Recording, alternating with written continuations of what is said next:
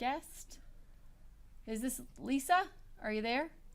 Yes, hey, how are you? Hey, good. Um, How are you? I'm not seeing you yet. I hear you. And there you Hi, are. here Hi. we are. Hey, thanks How so are much. you? Okay, we are live, and we're streaming this on KPRC, like click2houston.com. And then we're also going to use part of this for our story that's coming up this Thursday. But we appreciate you for joining us. Hold on. Thank Let me make you. sure I don't have this little bar over our face. So, what I wanted to talk to you about first, let me introduce you guys. It's Lisa Davies with Energy Procurement Services, and please introduce your partner. This is James McGee, and he's the CEO of Energy Procurement Services. Awesome. Thank you guys both for coming on. And so, Lisa, as I was doing some Facebook videos and explaining sort of how deregulation works and sort of what we're hearing in some of the latest PUC emergency orders, you were going in and answering viewers' questions, and we've had a lot of questions. So I wanted to have you on so that you guys could kind of explain what you're seeing in the market. And we're getting sort of the viewpoints of a couple of different people who work in the energy industry. You're with Energy Procurement Services. Tell us what your company does, just so people understand your background and how you know the information about how our market works. And so first of all, we're both energy professionals. We're both licensed brokers with the state of Texas, and we have been since 2014. So our company is almost 3 years old, and we are just here for the consumer. We're really here for the professional salesperson and being able to offer, really great things. And so because we already have experience doing that, we already have an idea of what the consumer would really like to have. So we're not a tech company. We're here for for our clients. To put it pretty simply, I mean, you guys will shop around for electricity providers for people who maybe don't feel comfortable doing it themselves. You can find rates and plans that work for them. Right. So instead of us signing them up, we will, show them the new plan. If they're coming to us for the first time, we say, show us what you're currently paying and let's see if we can drop that for you. Let's see what's out there, how we can help you the best or offer our best. And what we do if there's something that they bring to us because they were shopping on their own and we say, oh, okay, that's better than what we have, go ahead and do that. We're just honest about that. People have really, taken to that candor. And you are not paid by the customer, by me. If I came to you to get an electric plan, you're paid by who? Correct. So the suppliers pay us, but we strictly do not have any quotas with the supplier. So everything that we do, when someone comes to us or any of our wonderful team of agents, we make sure that we're giving them the very best because it's about them. So we just want to help them. Okay. All right. So now we know a little bit about how your company works, and we'll make sure that we put a link so that they understand how to reach you when people see this story when we're not live. But so now explain what you're seeing this week with your customers. If somebody calls you today and says, oh my gosh, Mike, I am on a fixed rate contract, but it expires on February 28th. Help me switch. Can you do that? And what's the soonest that they're going to be able to switch to a new fixed rate plan? Right. So what somebody should be looking for is on their electricity plan, there's something called the electricity facts label, which is kind of the nutrition facts of their energy plan. Mm-hmm. And for us, we take a very conservative approach. We really warn against variable and wholesale, hybrid, and index rates. We also warn against fixed rates that might have a gimmick.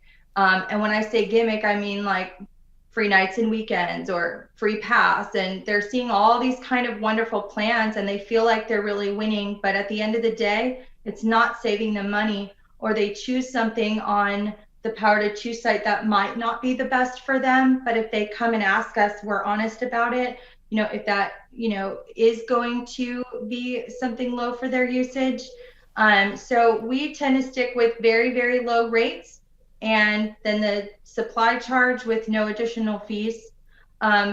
Yes, taxes, but everyone has that. And so what they need to look for is on their bill, if they're getting a traditional bill, that means they're not on a prepaid plan, they're not on a discount plan, they need to, if they get a bill every month, they will have a date on there that says when their plan expires. They need to go and sign up with something with a future start within 60 days of that expiration. Otherwise, if they let it lapse, then they will go on a variable rate by their current provider. So a lot of times people won't have a date on there. It might be because they are out of contract with their provider. So that's a good point. So I had a viewer who asked, Kathy Barta, she said, why do we sometimes get a switch implemented almost immediately, and other times it's days or weeks before we're told they can happen? Does it have something to do with the smart meter, a no switch hold, or deposit issues? Yeah, it takes some time. That's logistic. I mean, if you think of the logistics, by the time it takes you to sign up something electronically, and then the supplier to go ahead and approve that and get that information over to your delivery provider. In this area here in Houston, it's going to be CenterPoint or Texas New Mexico Power. It takes some time for them, for somebody at a computer to sit down and see that, approve it, push the button, and then for the electricity to flow from that new generation portal over to where they are. It also depends on if they're open or not. If they're not receiving the order because it's Sunday or Monday was the holiday when we had the freeze, that's why a lot of people, got an approval letter that they were accepted, but they did not yet make that switch. So a lot of these companies, like I know Gritty, when they put out that notice for people to switch, it was already past time that CenterPoint was open, where the new provider would have accepted the order and made that transfer through the delivery incumbent. So what have you heard right now, or what do you know about retail electric providers who are not, even if they accept you, you're not starting on your new plan until at least March 1st? Are there a lot of providers doing that? Yes, James can go ahead and test on that, but actually I have good news. We do have quite a few providers that are accepting customers now. And right. Yeah. As far as the March 1st date goes, we're seeing that a lot more on the commercial side. And one of the reasons is because it's really hard for them to come up with a price to give the customers, because they don't really know where the market's going with all this, uncertainty. And then on top of that, they really don't want to undercharge or overcharge, because they don't want to go out of business, and they want to be fair on their rates. So a lot of them are basically taking a pause until March. Some of them are actually offering pricing now, as long as their agreement doesn't start until March 1st or later. Okay. You mentioned a couple of interesting things when I was talking to you yesterday, Lisa, by phone, and whether James wants to talk about it or you, either one. One, you said, when a lot of people switch, a lot of times a new electric provider will require a deposit. But you said yes, many people realize that not everybody has to pay that. Correct. Which company out there is going to go ahead and volunteer information that you can save, $200-$300 on a deposit? And so that's one of the things that I'm so passionate about what I do. I'm very frugal by heart. So it's in my nature to pass down to our team that, if we can waive a deposit and not collect money from anyone, or have them pay any money for a deposit, we will. It's very rare when we say, go ahead and pay the deposit and, it's right for you. But when we're not able to waive a deposit, that's when we suggest that. But there are several ways mandated by the state of Texas and the PUC actually. And is it okay if I go over some of those things to maybe help some people? Yeah, absolutely. All right. So first of all, there's medically indigent, where if somebody is, it's very hard to have that classification. It doesn't mean you're on disability or assistance or anything like that. It goes beyond that. But somebody who's truly medically indigent, you can get a deposit waiver. That's one way. There's a special form you'll get from your doctor actually for that. Also, domestic violence. If somebody went through domestic violence in the past 90 days, or maybe they're coming out from being in a home, from going through that, living in the shelter or something like that, or getting on their feet again, we do have a waiver for that. Also, if you get a letter of credit from your current provider, and your current provider actually gives you a monthly bill, so you're getting billed monthly. You can request something called a letter of credit, and a letter of credit will tell you how many late fees you've had over the past time that you were there. So most companies will accept one late fee within 6 months or 2 late fees within 12 months. And this letter of credit will only tell you how many late fees you have had. A lot of times the REPs are reluctant to let their customers go, and sometimes it could be tough getting that letter from them. That's, when I get called to help and come in to, I guess, be a pit bull about that. Yeah, Lisa will step in and make sure they send the letter. Okay. And again, there's no fee for my service, so it kind of ties me up a lot doing those. But the most important one that a lot of people need to know is if you are age 65 or over, age 65, not next month, not in 2 weeks, but age 65 and over, and your ID says that you're over 65, and they'll go ahead and waive that. Sometimes they do need a clean bill copy to do that. Some of our other providers have other ways that they'll waive a deposit for you. Like I know one of our providers waived it for anyone who works in a hospital. So it just depends on the supplier, and if anyone wanted to know, they could let us know, and we're happy to help them and get them set up with a wonderful provider. We hand select them all. And when she says clean bill copy, what that means is basically they want to make sure that you don't owe your previous electric company like $300 or $400 and then switch, because they look for things like that. Yeah, and on that note, a lot of people right now are going to try to switch away, and it might be too late because they went on a deferred plan. And if your supplier puts you on a deferred plan where you can go ahead and make payments and pay off your balance, they put you on something called a switch hold. And if you're on a switch hold and you cannot switch from your provider until you are paid up enough to be able to switch. So that's, not everyone can just make the decision to switch. Another thing to look out for Hold is... on, I want to stop you there because that's a really good point. So let's talk about that. I mean, so we have the PUC who has basically just told all providers, do not send over, an intent to disconnect. Do not disconnect customers, even for failure to pay right now. And they want them to encourage, just like for COVID-19, that they work with customers on deferment plans or payment plans. But you're saying that's not always a good idea for customers. So let's just go through that a little bit slower. So say I received a $400 bill, or right now I owe $500, maybe over a couple different months, and I can't pay that all right now, and I call my provider and I explain that, and they say, oh, that's fine, let's split this up into payments. What is the risk to me by doing that? The risk to you is going on a switch hold. So the switch hold means you cannot switch to another provider, and you must pay up your, deferred amount, whatever they say you need to pay so you don't get cut off.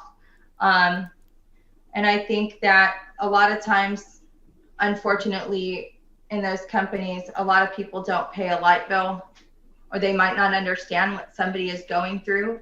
And unfortunately, that's just the way that it is.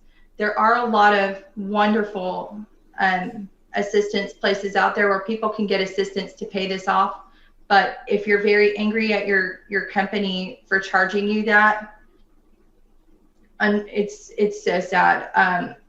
If you wouldn't mind, I tell a quick story. I had somebody approach me on Saturday before the storm, and she wanted to switch, and she had one of those companies on the wholesale, and it was gritty. And she said, what should I do? Should I switch? And I said, well, I would advise the switch because we see what their price are going to be, and they sent you a letter to get on a fixed plan to switch. And she said, well, I have a $50 deposit.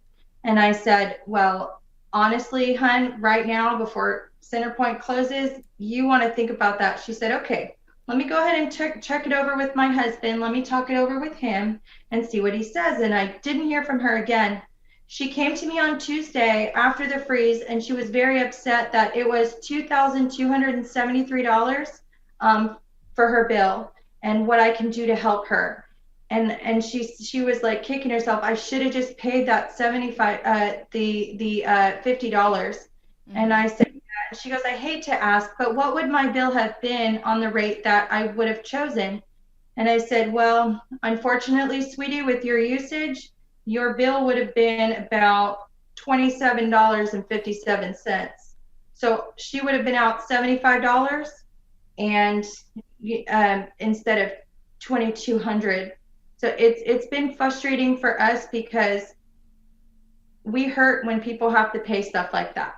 You know, our whole point is to help people save money. Just so that I'm clear, and thanks for sharing that with us, so that I'm clear on the whole switch hold thing, am I allowed to switch electric companies anyway if I owe my current electric, if I'm out of contract, but I owe them technically money? you can. You can. Yes. But if you enter into one of those installment agreements, that's when they actually put the official switch hold, and that will go through the utility company. So say if it's Houston area, it goes to CenterPoint. So it doesn't matter what company you're trying to sign up with, whenever they try to do the switch, CenterPoint's like, hold up, you can't do that. So signing up with one of those deferment plans or installment plans will get the switch hold on my account where I can't switch. You were saying yesterday, Lisa, that could put me in a bad position if they've got that switch hold on there until the summer months, right when nobody wants to be switching electric companies, right? Could you explain that? Yeah, it makes me so sad to just think about those families. If somebody's on a switch hold and they can't switch, and you cannot sign up for another company until you pay. I mean, as soon as you pay, they can, you know, send the order over to the delivery company to turn you back on, you know, if they're open. But if you are on a switch hold, you cannot switch anywhere else to get your electricity on because it's basically locked. The scariest thing for me right now thinking about is, are the REPs making sure that those on switch holds, if their company goes under, are they able to uphold that agreement when they go to provider of last resort? And unfortunately, not all the time. So that worries me if someone's going to have a switch hold. Right. A switch hold. Imagine Yeah. Yeah, so meaning if I have this back bill that I owe my current electric provider, I go to an installment agreement with them. They put a switch hold on my account. Then they go out of business.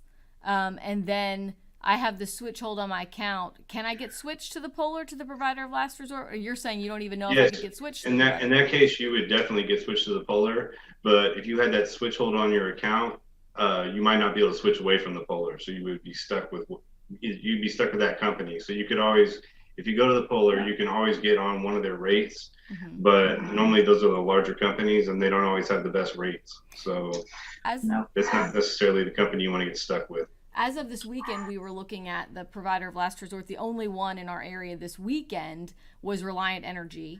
And the PUC was asking other providers to come forward and volunteer to be provider of last resorts. Do you know if any others have come forward? I believe TXU is looking at it. So Constellation is also looking at it. So normally, like say if it's just one provider that's going down, then say Reliant would be able to handle it all. But since we're looking at so many different, they said that there's maybe like 22 looking to default. I'm not positive on that number, but that's just a number that was thrown out there. So if that many companies go down, that's a whole lot of customers, and it'd be very hard for one company to take it all on, even Reliant. Yeah. Okay. And then the last thing, Lisa, that I thought was very interesting is we were talking about sort of these critical care customers, and I'm not sure if I'm using the right term for that, but say you have someone in your home, or you are the person in your home that counts on life-saving equipment that needs electricity to stay alive, oxygen machines, whatever it is that you need.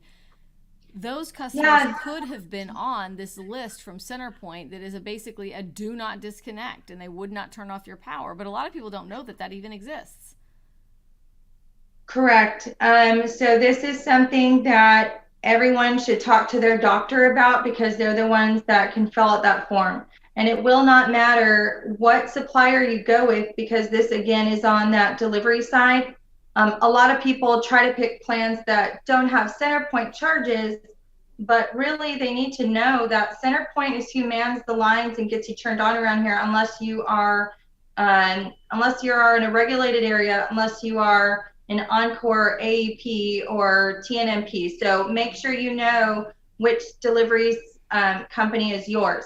But every delivery company has something called critical care. And on the CenterPoint website under forms, you can find a critical care form, and your doctor can fill that out. Now, if somebody is in your home on life support or a tube, or they have medical life-saving equipment that requires electricity, I have even seen this for people on insulin that needs to be refrigerated. Okay. If you have somebody in your home that requires electricity or, power, for medically life-saving things, that would be critical care. And in a situation, how when power goes out, emergency lights still stay on. That's kind of what happens to your home. So that is extremely important to know. If you qualify for that, absolutely do that. If you need me to email a form to you, I'm happy to just ask. We're here for that. That's just really important. I was just checking questions from viewers. I appreciate your help. Those are all the questions that I have. Our story, again, will air on Thursday morning on Channel 2, our morning show. Is there anything that I didn't ask you that you think is important for customers to hear? One thing that I would add is we were talking about that the PUC and basically like how, like I know with COVID, how they were not disconnecting customers, right? So and basically that's going on now, but it's urged. It's not an order from the PUC. So it's not guaranteed like it was with COVID, whenever COVID started. So they're basically just saying like, we wouldn't do it until we kind of sort things out. But I just kind of wanted to clear that up just in case there's some people out there that think like, oh, okay, well, I'm just not going to pay my bill. It'll be fine. Because they cannot get disconnected. You're saying that the electric provider could still disconnect you. The PUC is just strongly urging them to not do it. Right, exactly. Yep. I guess something that I wanted to point out is that not all variables are created equal. I think the biggest fear right now that I've heard from people is, if my electricity plan runs out and I can't get on a plan in the next week, am I going to pay $9 a kilowatt hour? And the answer is no. There's variables that change month to month, and they are a fixed rate and it's month to month. Those are risky because they're not locked in. So when we were talking about the $9 kilowatt, that was that 15-minute interval that wholesale price was as such. It was actually higher than that, but it was capped at $9. And so there you have anything that's going to be a wholesale, index, hybrid. Those are all examples of variable rates. So the way that you can trust it the most and feel the most secure is going to be a fixed rate, but not just, okay, this is fixed. We had a supply, not one of our suppliers, but there was a plan a long time ago where it was fixed rate for 4 months and then fixed rate for 11 months. So it was a 12-month plan where it was 4 cents now and 11 cents later. So they really need to make sure that they read those terms of service, not just the electricity facts label, and they can see, if it's going to be 4 cents for the length of term, or if it's going to be, turn into 11 cents automatically.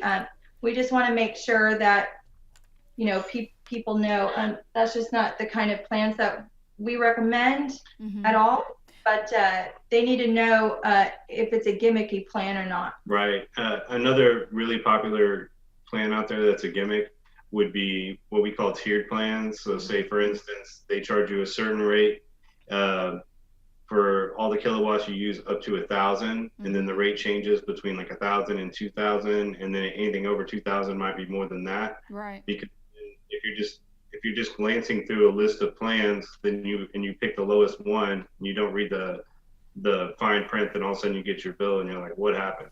Yeah. So last question right now, what you're seeing today competitive wise, what is the competitive rate averaging today? We're not at liberty to discuss that, but what I can tell you is if somebody brings us a bill, math doesn't lie. If the math works out that we can lower their bill, and by taking off fees and lowering the rate, things like that, then we'll tell them. But I can't tell you what the going rate is now because it could change tomorrow, and I don't want to look like an idiot. Okay. So right now, I would just recommend that if they are paying something like 13 or 14 cents or more, they probably could pay less. However, you don't want people jumping into a new provider if it's going to end up charging them, like an early termination fee, because if they pay an early termination fee, that's not really savings now, is it? And that's how a lot of people get duped. Right. And we definitely we try to help our clients out with that and make sure that they know that we let them make sure they're aware that they're in a contract. And a lot of times we'll advise them to call and see what that cancellation fee would be. And we'll let them know what their potential savings would be to see if it actually makes sense to make the switch. All right. Lisa and James, I appreciate your time. Our time is up here, but thank you so much for everything all the information you've provided for our viewers. Likewise. Thanks. We take that in, but we give that back to you. Thank you so much for giving us this opportunity. Yeah, absolutely. We'll make sure we include your contact information in this article. Thank you. Bye-bye. For sure. Thank you so much. Bye. Bye-bye.